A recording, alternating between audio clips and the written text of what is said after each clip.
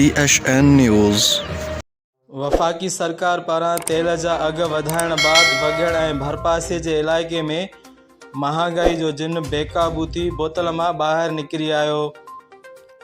ॻाटे toad महांगाईअ माण्हुनि जूं मतियूं मुंझाए छॾियूं। आम वाइपे समेत रोज़मर्रा जे शयुनि दाल चांवर खंडु गिहु सब्ज़ी ऐं फ्रूट जा अघ चोट चढ़ी वञण बैदि तोड़े सख़्त महांगाईअ सबबि मिस्कीन दिहाड़ीदार पोरियत तबिके हारियुनि ऐं आम माण्हुनि खे हिकु वेलो मानी खाइण बि ॾुखियो बणिजी वियो।